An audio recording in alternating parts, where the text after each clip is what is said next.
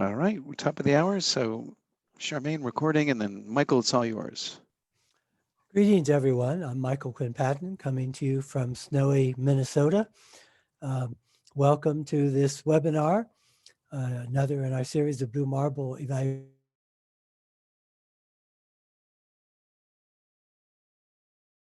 around investment and the ways in which that frames our global connection.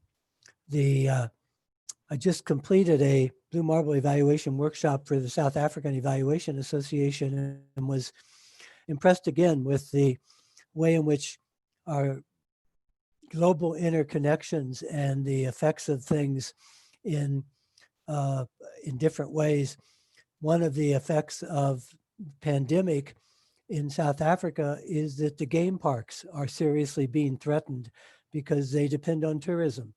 There are 500 private game parks that are totally dependent upon tourism. They feed the animals. They're not big enough for the animals to actually make it on their own. And the tourism has basically ended their capacity to feed the animals. The national parks in South Africa, equally, their infrastructure and guarding against poaching and support of the ecosystem is entirely dependent upon tourism. And another year of the pandemic and travel restrictions will have serious, long-lasting effects, permanent effects on the animal populations in Africa. And so these interconnections are part of what brings us to the complexities of investments.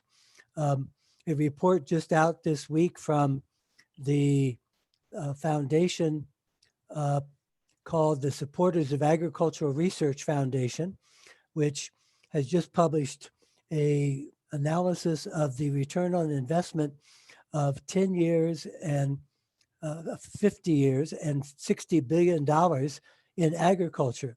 And they conclude that agricultural research has a benefit cost ratio of 10 to 1 in terms of its contribution to feeding people and to the economy. These are the kinds of issues that are front and center as with diminishing resources and increasing challenges globally, figuring out where and how to invest philanthropic money, private sector money, international agency money, following the money and figuring out how that is used and what the impacts are is at the core of evaluation and certainly a Blue Marble evaluation. And that's our focus today. So Glenn Page is going to introduce our special guests. And it's a real treat to have them join us. Thank you, Ralph and Bill. Thank you, Michael. And yeah, it really is a joy to have Ralph and Bill on for this wonderful webinar, wonderful Blue Marble webinar. Just as a brief introduction, I've had the honor of knowing both for a little over 2 years. And Bill Bowie designs systemic transformations at global company and community scales. He's a serial entrepreneur as a co-founder of several companies and initiatives such as Thrivability Foundation, the Sustainability Context Group, and Sea Change Radio. He works with many organizations and with his colleague Ralph Term have convened a series of remarkable conferences and with critical, fresh, innovative new blueprints on topics such as value cycles and sustainability finance. And Ralph Term is going to be also presenting as well, and he's one of the leading experts in sustainable innovation and strategy, as well as integrated reporting. He's the managing director of R3.0, which is a flagship program of On Commons. And he served as director for engagement for GISR and Thrivability Foundations between 2014 and 2018. And he's the formerly head of Sustainability and Strategy Council at Siemens and COO of Global Reporting Initiative and Director of Sustainability and Innovation at Deloitte. So, gentlemen, welcome to the Blue Marble webinar. Great. Thank you so much, Glenn. And I'll jump right into our presentation, which we will share first and then move into some interaction with the audience. So thank you very much to Glenn and Michael and Charmaine from Blue Marble for inviting us. And we've titled this presentation, Thresholds of Transformation, How R 3.0 Defines Progress. So let's start with that question of progress. We know that our current culture defines it in a way that is focused on material progress and material well-being, but we wanted to scope back to a slightly larger perspective when we think about progress. So what we have here is the temperature on planet Earth going back 500 million years. And what we really wanted to focus on was a particular period that many of you may be familiar with, which is called the Holocene, that is circled right here. As you can see, the temperature stabilized to an incredible degree during this period. And that is the period in which human civilization really emerged. So our notion of progress is predicated on this fairly fragile balance of temperature and circumstances. Of course,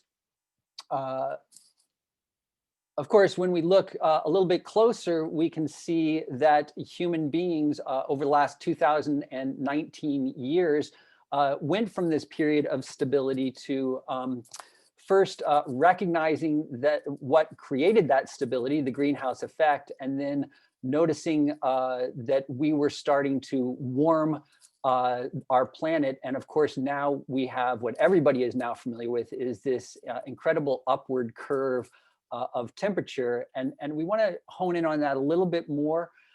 This is a graph that has isolated out the natural drivers. And as you can see, they are relatively stable. So the background situation has essentially remained the same, and thus we would continue on with the Goldilocks era of the Holocene, not too hot, not too cold, except for human drivers. Human drivers have created essentially a disruption to this Goldilocks era. And so what we have here is a notion of progress where humanity is serving as a runaway geologic scale force. So the good news is that we are a force of nature, so to speak. The bad news is that we're driving in the wrong direction. So we want to refer to James Lovelock and the Gaia hypothesis, where he says Gaia is a physiological system because it appears to have the unconscious goal of regulating the climate and the chemistry at a comfortable state of life. So this is in some ways our notion of progress, is to be able to continue to live in these circumstances that are particularly attuned to life and comfortable life. And we are heading out of that zone as we speak, unfortunately. But if we have the power to transcend these thresholds of what represents healthy ecosystems, then we also have the power to remain within these thresholds. And many of you may be familiar with this particular graphic of thresholds, the planetary boundaries that was created just over a decade ago. And it is noting these 9 different ecological systems that when operating within the thresholds, create this Goldilocks situation. Unfortunately, we are crossing 3, actually now, as of 2015, 4 of those thresholds, and we are in overshoot or in the danger zone. So that's what's pushing us out of the Goldilocks or the desired era. So this is what we would call anti-progress, if you will. Progress would be getting back into the safe and just operating space. This, of course, is the donut, which adds the notion of social foundations to the idea of ecological ceilings.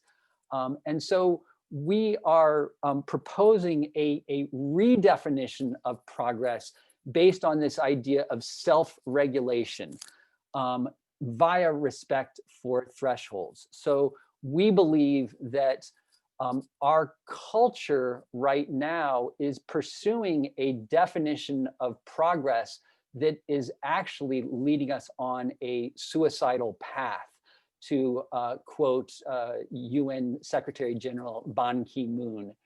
What we need to do is redefine progress as basically nurturing that Goldilocks situation of an ideal balance, and that requires this respect for thresholds.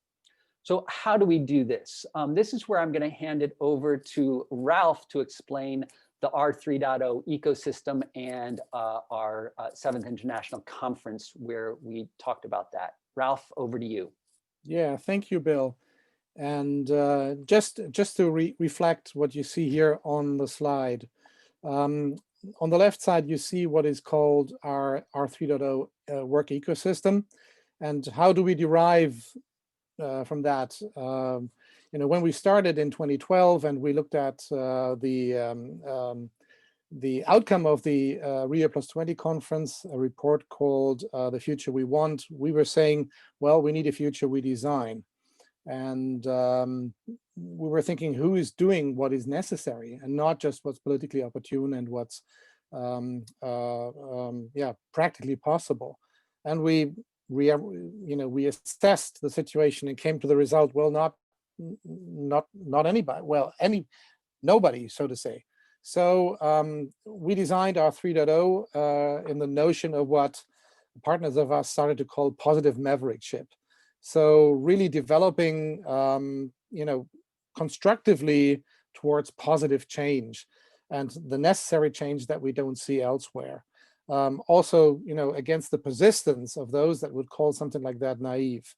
And what derived really from our thinking over many years is this work ecosystem that consists of in total 9 different sort of starting points, 9 different areas that need to simultaneously leapfrog towards a regenerative and distributive economy. And that is very much also built out of the notion of context and what Bill was already calling out with thresholds, and we will add allocations later on as well. So always looking at what is the ideal to reach a regenerative and distributive economy and what areas need to leapfrog together. And the result of that thinking gets us to the so-called work ecosystem of blueprints. And in the past couple of years, we worked on blueprints for reporting, for accounting, for data architecture, for new business models, for transformation.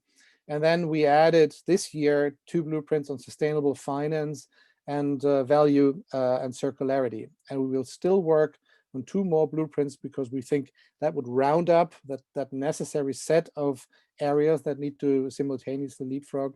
And that is education. So we would call it educational transformation. And then we will add another blueprint around systemic governance and funding, because we also see that needs to leapfrog as well. And that set of blueprint really got us to design our conference of this year really towards sort of 8 core areas that we wanted to capture. It was science and behavior, finance and growth, value and circularity, and education and governance. And you see already the correlation between our work ecosystem and some of the themes. So very quickly, when it comes to the 2 new blueprints, Bill, next slide, please. We're really looking at sustainable finance, and just build it up, please. We looked at sustainable finance, and we're really asking ourselves the question, does sustainable finance really truly exist yet? And we looked at, the folly of growth, the folly of debt. That is really basic for finance or the financial sector as well. And then looked at all the existing materials and the existing initiatives around sustainable finance. And just from the perspective of really measuring performance against thresholds, we came to the result None of this is actually really sustainable finance. It has a lot to do with ESG and ESG progress, but it's not really capturing the essence of sustainable finance. So we built out our blueprint to say, okay, what's necessary for the sector? And we came up with enabling factors, activation factors, and transformation factors. And what I want to very quickly highlight here are some of the activation factors. There are actually three that I can hardly read now on the slide, but I'm just trying to get it really. Need to get up my glasses. So one is called from ESG investing to threshold investing. So really very much making that leapfrog from ESG to thresholds-based measurement. The second one is called from impact valuation to systemic valuation. So really enlarging the idea of impact really into a more systemic perspective of what is success and how is value built up. And then from monocapitalism to multi-capitalism. Those three are sort of essential in the scope of activating that know-how. And then on the transformation factor side, what you see here in that second bubble is really that we looked at going beyond the existing financial system and also beyond our existing economic system. And on the value cycles blueprint, Bill, if you want to quickly switch to that, we wanted to bring together the idea of what is value or what is of value in a regenerative and distributive economy. And we also wanted to find out, is that sort of single perspective towards a circular economy really the end goal? So on the value side, we really looked from sort of the old habits of shareholder value creation, shared value creation, up to valuism, valuation, impact valuation, which is sort of state of the art at this moment, and enlarged it into what we call system valuation. And on the personal side, also looked at intrinsic value creation. So really a plea for system value creation and bringing that together with the idea of a fractal economy that really is sort of built up of not just linear approaches and circular approaches, but very much also cyclical approaches and spiral approaches. So all of this you can very clearly see in the growth of a tree or the growth of woods, for example. That's a fractal process, and that's what nature tells us.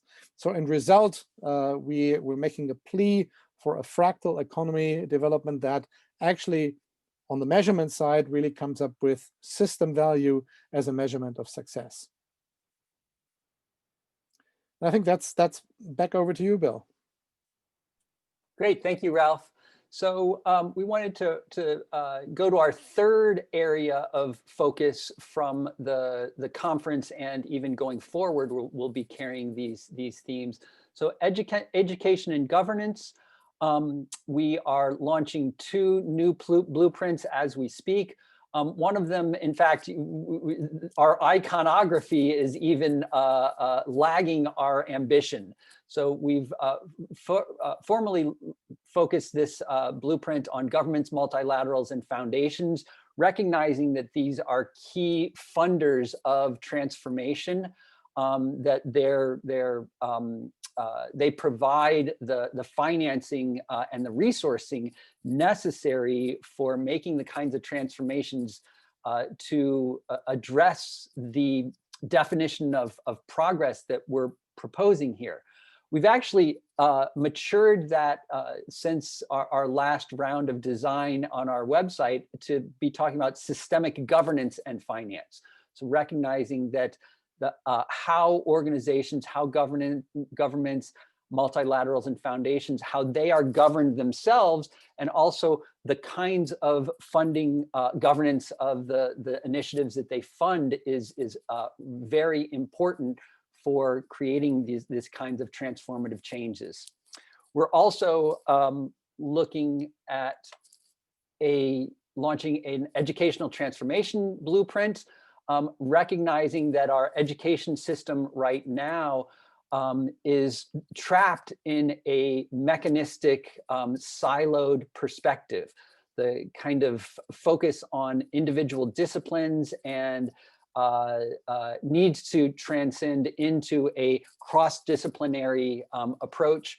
So we actually have two lead authors of that already identified, Annalou Smitsman and Joe Brewer, who some of you may be familiar with.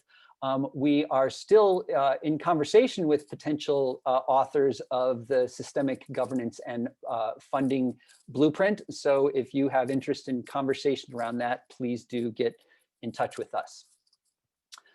The final area that we will look at of our four areas of pairs of themes is science and behavior. This is really where our notion of thresholds and allocations comes into play, and perhaps one of our most ambitious initiatives is our Global Thresholds and Allocations Council. Essentially, what we believe is that the world lacks a global governance body that really addresses these vital thresholds that, as you can see, are the very things that keep us in a habitable planet. We don't know how to govern that. We don't have a body for looking at the thresholds themselves and then how we allocate or parse out responsibility for meeting those thresholds. So we, for several years now, have been incubating a Global Thresholds and Allocations Council. And one of the things that we did most recently was assert a theory of change. And this is where Blue Marble Evaluation's work has deeply influenced us, where we've basically set the foundations for a theory of transformation, that essentially a Global Thresholds and Allocations Council would need to enact the Blue Marble Evaluation principle of theory of transformation. And so that's something that we have been in conversation with Michael and the Blue Marble team about that. So we can speak more about that later. The other place that we are pursuing this in particular is in a project that we have been working on with the United Nations Research Institute for Social Development, or UNRISD, on a set of indicators that build on existing incremental change indicators and add two additional layers beyond that. Threshold-based indicators as well as transformative indicators. And we put out the first paper on this just about a year ago, where we laid out that three-tiered typology. And now we are just about to launch a manual that actually includes specific indicators at each of these three levels that UNRISD will be publishing shortly. And then we at R3.0 are managing a pilot project to seek companies, traditional for-profit enterprises, as well as social and solidarity economy organizations and enterprises to pilot these indicators. So we believe that this is really the first time that we have a global and UN level implementation of these thresholds-based indicators, which we believe are necessary to redefine our notion of progress. Finally, I'll pass it back over to Ralph to round things out with how we are pulling all of this together in a world progress report. Ralph, over to you. Yeah, thank you, Bill. And that's really sort of a summary. What you heard me say that we need a simultaneous leapfrog of all of these areas towards a regenerative and distributive economy. And with the development of the blueprints and the work ecosystem, we're coming to a point where we think we are, for the first time, as complete as we think we have to be, because those areas that we have covered in the blueprints and now also have taken forward as a structure for the conference really get us to the point where we can sort of create a baseline about the progress that we are making globally, and also look at sort of a gap analysis of what is still needed, because we only have 10 years left. That's what all the data is telling us. It's not being carbon neutral by 2050. It's actually carbon neutral by 2030, which we just need to be aware that the timeline is much shorter than we think, just simply because the carbon budget gets into a sort of a downward spiral where we have less and less influence or possibility to influence. So the time is now, and that's why, feeling the urgency, we decided we just need to now come out with what working title is the R3 World Progress Report. And I was looking sort of like in parallel at what the WEF risk report is coming up with every year, and clearer and clearer it tells the story of all of the major risks are climate or sustainability related. So we also offer this as a discussion point about what we call a third way. How can we actually get out of all of these discussions that are normally ending up in a lot of dualistic discussion around good or bad, right or wrong, left or right, 0 or 1. So from that perspective, it's really very often, well, that doesn't get us to the result. Why haven't we been able, with all the data that we have, to solve climate change in the last 40 years? So maybe, and that's the prospect that we offer with this report, we need to step up one level higher. And we need to look at that simultaneous leapfrog and then focus back into the problem areas that we are unable to solve. When we have many of them, we have 17 SDGs, so there's an awful lot to solve. But maybe it needs a different approach. So it needs a nearing from the science and behavioral side. It needs a nearing from the perspective of what the financial system needs to do. It needs a nearing from, do we have to say goodbye to the sort of quantitative growth perspective? How would we redefine value in order to solve climate change? What sort of processes are necessary? And it's not just circularity, it's fractal, as we said. How do we educate people to contribute to solve climate change? And what sort of international governance is actually needed? And looking at all of these problems from these 8 different perspectives might get us to the point where we come to that simultaneous leapfrog, which we define as our third way and our offer to the world to come to a different sort of discussion. And that's really what R3.0 is. It's a pre-competitive and market-making strange animal, so to say. A lot of people don't know what to do with us because of the fact that we are pre-competitive and market-making. But we think that we found a structure. We think that we need to create that baseline and offer it to the world. And then on a yearly basis, based also on our conferences and the results of that, can actually present how quick we are in that necessary leapfrog.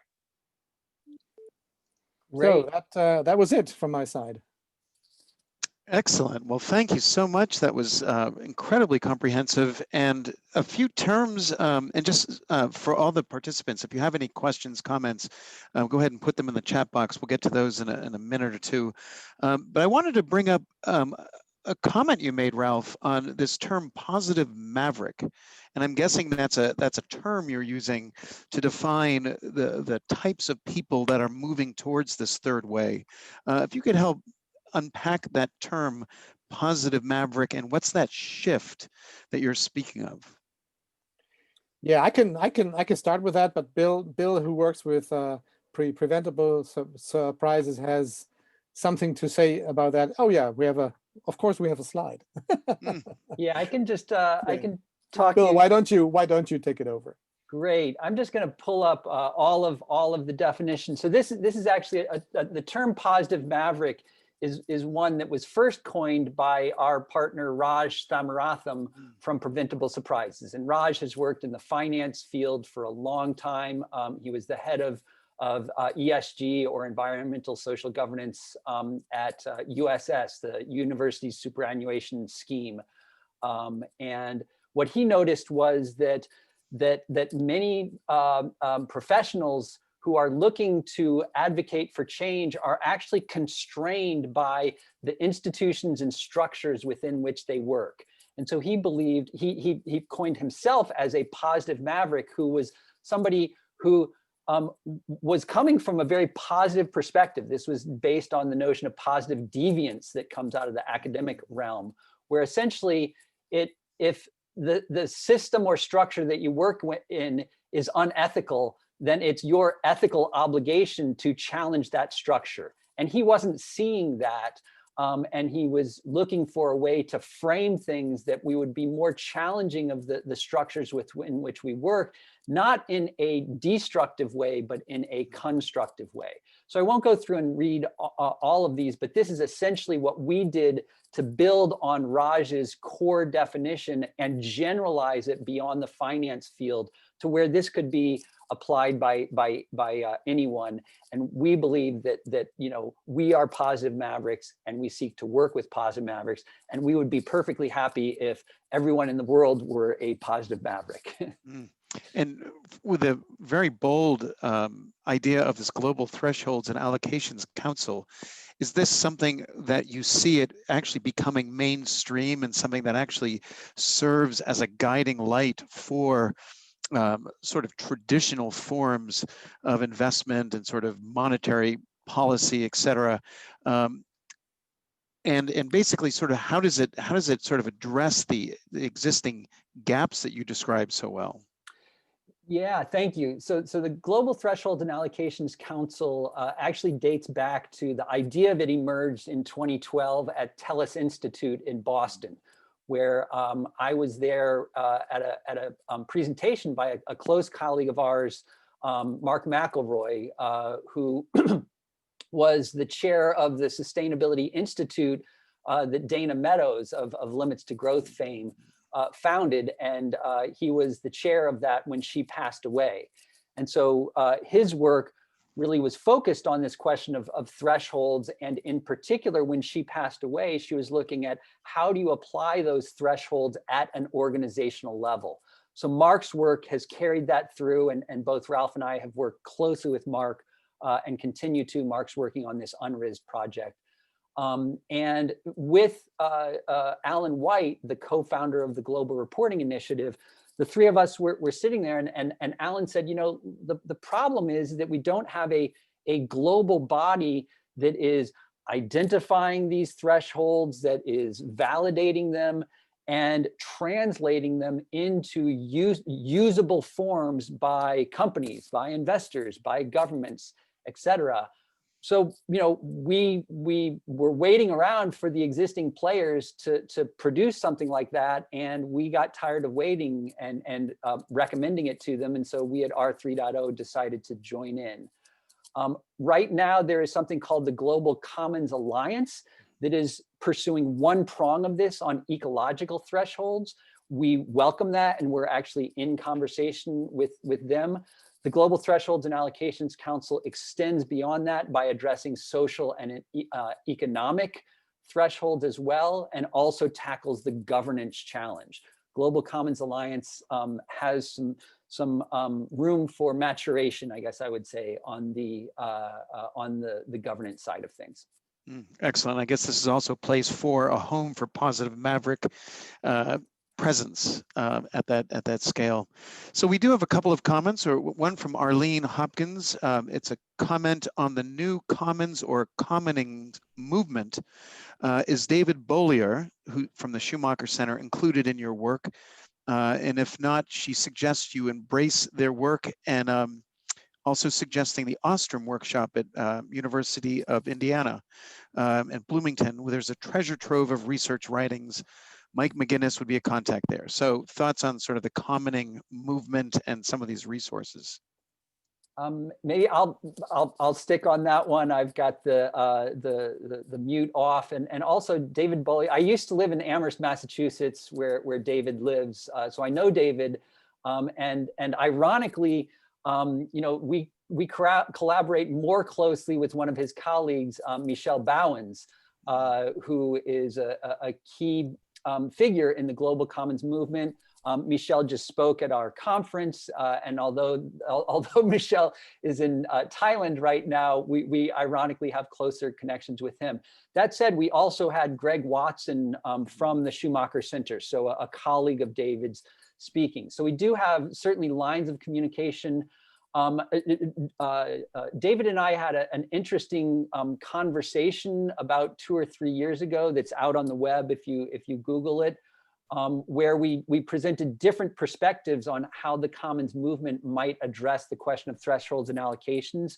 I imagine we're actually closer. We had a bit of a difference of opinion, and I imagine we're closer in opinion now. I've probably moved a little bit more towards what he was suggesting at that time.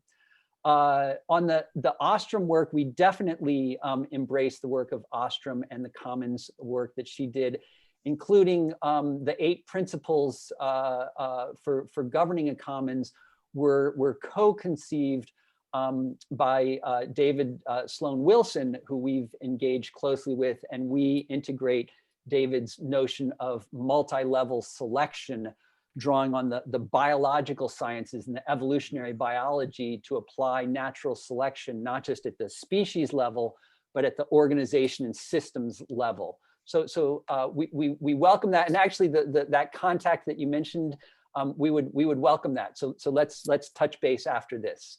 Yeah, and Bill, just to add to that, let's remind everybody that the work of Ostrom is also part of our enabling factors in the sustainable finance blueprint, where we see that as a very useful ingredient to actually cultivate the sort of discussions for financial market transformation, amongst some others, but it's definitely baked into or weaved into our enabling factors in the sustainable finance blueprint. And of course, it's underlying many other activities that we're doing. Excellent. And I want to ask a little bit about the conference, but before I go there, you mentioned the power of Blue Marble evaluation for the work. Describe a bit in more detail about why it seems relevant and where you'd like to see it more integrated into your work. I'll take first crack at that one, in part because I attended a Blue Marble training recently that gave me even greater familiarity with the Blue Marble work. I actually spoke quickly through the intro section and didn't note that we were really drawing that intro section of the presentation off of the Blue Marble evaluation principle of the Anthropocene as context. And we really believe that is a key principle, and we agree with where it's positioned in the Blue Marble ecosystem, if you will. We would actually say that in some ways, thresholds are an inherent element of the Anthropocene, or need to be, and perhaps thresholds need to be somewhere in the principles mix for Blue Marble evaluation. But in a very hands-on way, I think that our engagement really started from the theory of transformation work, because it coincided. The book came out, and I sort of latched on to chapter 13 immediately, because we were in the process of writing a theory of transformation. We were funded by a Dutch province, and so we were doing this in-depth work on a theory of change. And I was looking at it, I was like, well, really, this really feels like it needs to be a theory of transformation. And so we actually sent our draft of the theory of change to Michael, and he looked at it and he said, yeah, you've got about 10 theories of change embedded in your single theory of change. You really have the workings of a theory of transformation here. So I think that one of the things that we appreciate about the Blue Marble approach is that its focus on the necessity of transformation really aligns with our own work, and we are kind of intuitively aligning and implementing what Blue Marble calls for, without even realizing that we were doing that. So I think that's what that anecdote told to me.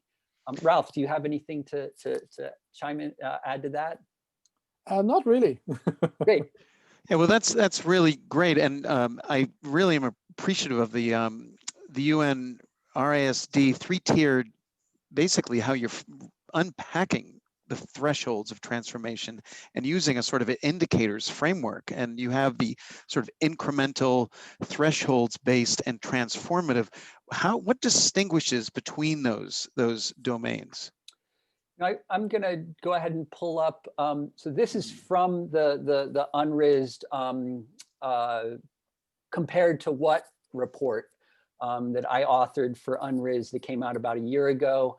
compared to what was sort of riffing on an old jazz tune by Eddie Harris. But essentially, you know, it's sustainable compared to what was the question that we were asking. And what we're seeing is that tier 1 indicators are essentially indicators that give us a sense of progress compared to where we are this year, or compared to a competitor, or compared to revenue, for example, but not compared to what is the real world constraint that we're operating within.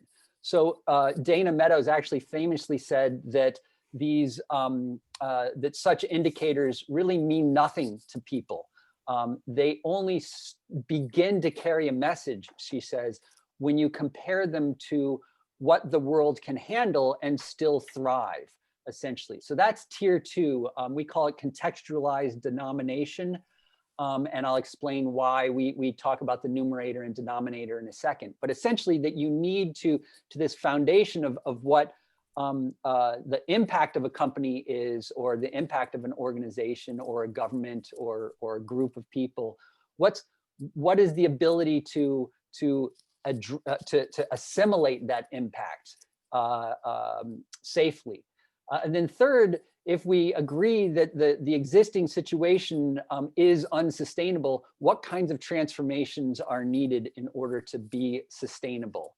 So just to give you more grounding on that notion of the quotient, we mentioned Mark McElroy earlier. This is his translation, essentially, of the sustainability context principle from the Global Reporting Initiative into an implementable format. So if we are looking at what sustainability is actual impacts, or the numerator, and that's what all of the indicators that we have in the corporate and investment world right now are, just looking at the impacts. They kind of intuitively know that you're looking at the impacts for some reason, but they don't yet include that in our data and quantitative assessment. So it's really kind of a revolution in metrics right now to add this denominator of what's the normative impact, or what are the carrying capacity, what's the carrying capacity that we're dealing with, and how do we operate within that? So that's really the meat of the UNRISD work. And we're excited to be rolling that out and piloting it with companies. But we're also actually getting interest from municipalities, even from the World Bank. We just spoke with the World Bank yesterday with their interest in engaging on this. So lots of different ways that this can be enacted. Yeah, and maybe I can tag on to that. And you know, Glenn, you've mentioned I've been with GRI in my past. And I've been running the principles work stream in the development of the G2 and the G3 guideline when I was sort of the CFO, COO, CIO of GRI. And therefore, you know, what I'm saying now, you know, I think allows me to say that, you know, we are now at a moment where, from my interpretation, we are seeing a real turmoil of standard setters really trying to play the end game of convergence. So just in the last 4 weeks, we have seen announcements from GRI, SASB, CDP on more convergence. We've seen the IFRS claiming a standard setting approach for non-financial reporting. We're seeing the World Economic Forum together with the Big Four claiming to set a new standard. And then you look at all of this, and there's more just in the last 4 weeks. And then you're looking at that, and then you realize this is convergence of incrementalism, where incrementalism and incrementalism is still incrementalism. None of this is really what's necessary. So, you know, and speaking to companies now, also with regard to our UNRISD projects, what we hear back is that there's terminal fatigue on the company's side, really, you know, claiming we're just closing the door, because, you know, all of these created a total clusterfuck, so to say. So from that perspective, here we are with UNRISD, with the 3-tier typology, with offering, again, a third way that might finally get us to what's necessary after having, you know, just talking to walls and just receiving, you know, people were just deaf on both ears. So from that perspective, I think from my perspective, we're reaching an end game of the incrementalists versus a third way towards the necessaryists. And that I think is a very, very important moment in time. And what do you see? Oh, go ahead, Michael. Yeah, let me pick up on the metaphor language, Ralph, because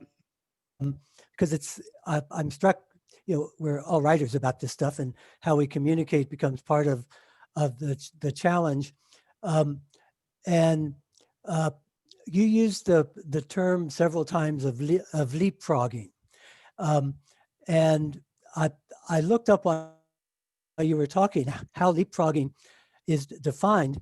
And it says it's an advance from one place, position, or situation to another without progressing through all or any of the places or stages in between, like a leapfrog from bank teller to vice president in one short year. But you're not actually talking about leapfrogging. You're talking, because that suggests a trajectory that you simply get to faster without going through all the stages. You're talking about a different end game, not a leapfrog to a trajectory that we're already on. It seems more of in the language that's emerged in the pandemic, a major pivot or a new path, a change in the trajectory rather than a leapfrog in a trajectory. And I know that's it's a minor language technical point, but we're all communicating about this stuff. And you used the term leapfrog about 5 times. So I'm curious. Let me that just sounds incremental.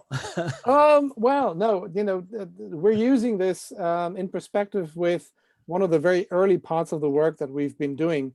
And I forgot to say that right at the start, that we're, when the Future We Want report came out in 2012, and we were looking at each other, people like Bill and myself, we said, that's going to take us forever. So it's really the future we design. So the first thing that we at R3.0 really did is to create what our ideal of a regenerative and distributive economy would be, because we had researched about 800 different documents that all claimed that they had something to do with that sort of economy. But in the end, none of that was really systemic. All of that was patchwork. And so we created it, and we still sort of really very much see that as our North Star. And then we're backcasting from that to what we have right now in order to create the roadmap how to get there, knowing that we only have 10 years left to, and that's where the word leapfrog comes in, from at least my non-native speaking wording, and that might create minor nuances that you're detecting, Michael. And I'm happy to learn and see what we can, what we can use instead. But it actually speaks to people when you say leapfrogging. Because that really it increases the pace toward an ideal outcome. But I definitely, Michael, thank you for pointing that out. I think we're pretty well known for getting that kind of input and ingesting it quickly and pivoting. Yes. I guess I would just add to this another example of R3.0. We started out as being reporting 3.0, and it was pretty clear that we were addressing much larger ecosystem than just reporting. So we went to R3.0, calling it Redesign for Resilience and Regeneration. And I just engaged with an academic named Shalonda Baker, who's with Northeastern University. She spoke, I'm on the board of Co-op Power, which is an energy cooperative in my neck of the woods. And she spoke at our summit just recently. And she has a paper out where she talks about anti-resilience. Because what she says is we actually don't want to bounce back to the existing normal, because the existing normal was both an inequitable and unsustainable trajectory. What we want to do is we want to use these perturbations, to use the technical term. We want to perturbate out of normal and then readjust to a new situation that injects equity and sustainability into the equation. So Michael, I'm saying that as a way of embracing the notion of being precise with our language. I don't think we're going to change ourselves to R2A-R though in any time near soon. It sounds like what you're talking about is towards a new social ecological enlightenment. Well, this is a quote or a question from Raz Godelnik, and it's how do we overcome the gap between our 3.0 approach and the mainstream approach represented by the sustainability reporting's new initiatives you just described? What's the overall theory of change roadmap you have in mind? And Arlene also asked the question, how does this all map to the SDGs? Okay, I'll take a quick whack at that one, or a take on it. I'll start at the end at Arlene's question. So the SDGs, actually, if you look at the SDGs, and if you in particular look at the indicators, which, given that we're doing indicators work, we've looked at these closely. There's only about 5 of the 246 indicators of the SDGs that actually have thresholds embedded in them.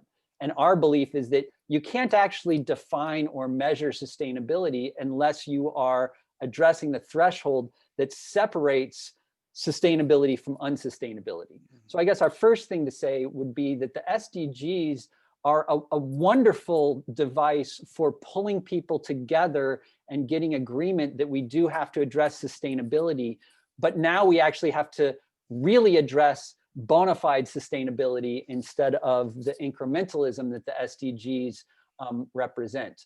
To Raz's question, you know, I guess we've been engaging with the mainstream players in this field for over a decade, and we've been very consistent in our message that essentially we can't have an economy or a set of standards around reporting or accounting that does not take the thermodynamic realities of our world into account, and that don't take the ethical imperatives.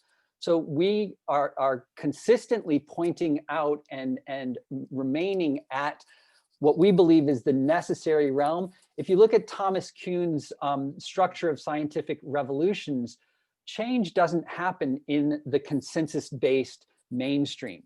Change happens when there is an outlier who consistently points to an alternative that is better aligned with reality. So what we're doing is we are consistently reaching out to engage with the mainstream while also consistently pointing to our critiques. And I guess I'll end by saying one example is that, and this is sort of pre-publication, if you will. We've been collaborating with the International Integrated Reporting Council for several years on a joint white paper. We delivered the final draft of it, and it was, we agreed that R3.0 would publish this paper and that the IIRC would provide a forward for it.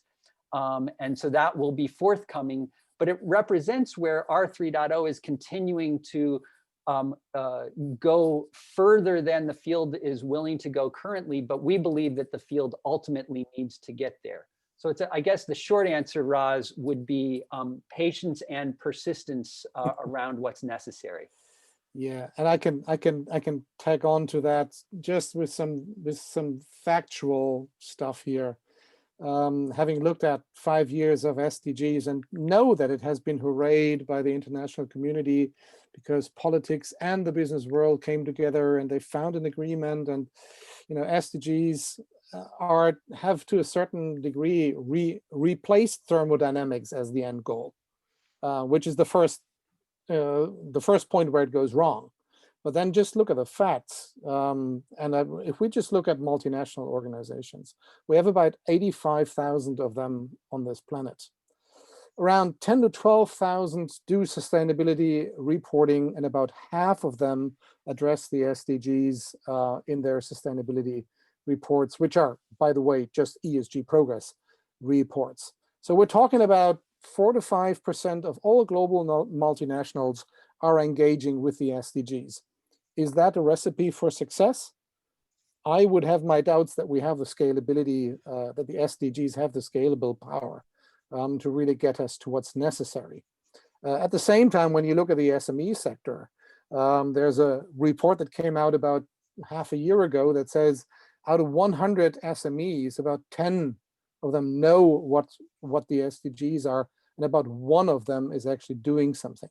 So we have the same sort of reality check needed of, is the SDG A, the end goal, and B, is it the right means to get us there? And there I join Bill by saying, we need to be persistent in just simply making that point, as long as all of those things are not context-based, so bake in thresholds and allocations into their perspectives, it will remain incremental. And the same is true then for the SDGs as well. Well, maybe perhaps this is the last question. I'll turn it over to Michael after this. But you really make I think, a very strong case for the redefinition of progress. And I really appreciate what you were describing about those threshold elements. How will you plan to use the World Progress Report to take this further forward? And what might be, in your mind, breakthroughs, areas where you can really see that great acceleration of these ideas? Well, I can start, because it was sort of my idea that we should do something like that, just add it to our work spectrum, which is already huge. So it has to really also stand the test of time also within ourselves, that we see that it really creates progress. First of all, of course, there's discussion amongst ourselves if progress is the right word. But on the other hand, this gut feeling that we now have with the blueprints in hand and the two that are still coming, and then look at those problem areas that we need to solve and know that they're all interconnected. And having learned that conventional problem solving just hasn't solved any of our problems. And climate change is the best example. We're still just completely failing on the Paris Agreement. And the footprint is increasing, except having COVID, which is a little pause this year, but it will just simply start to rise again. So this idea of the awareness of how to use third way approaches for problem solving, that they can drill back into a single problem area, that gut feeling is very strong, at least within me. And not knowing if it's proving right, but I think it's worth the try, and then also see what reactions we get from that. To a certain degree, we're leaning out of the window and we're saying, this is what we think might help, and we will see what the reaction to that is. And as long as we, at this moment, we don't have sort of global data on everything. How would you define the progress of science or behavior worldwide? There are areas that will open up that need more research, and I hope that we can just instigate that research. As you know, we have an academic alliance and an advocation partner network. I would love to see joint research by academic alliance partners around how do we measure that progress, and then have advocation partners really helping us with software tools and all of that. So it's also embracing the whole power of our network to make this sort of a useful venture. Oh, that's wonderful. Well, Bill, Ralph, thank you so much for this incredible work. And it'll be really wonderful to just stay close with you and see how this evolves over time. Several Blue Marble principles are underscored by your work. Time is of the essence. Clearly, your bricoleurs, you're really pulling and applying the bricolage approach. And we all have skin in this game, but you really articulate it in a very thoughtful way.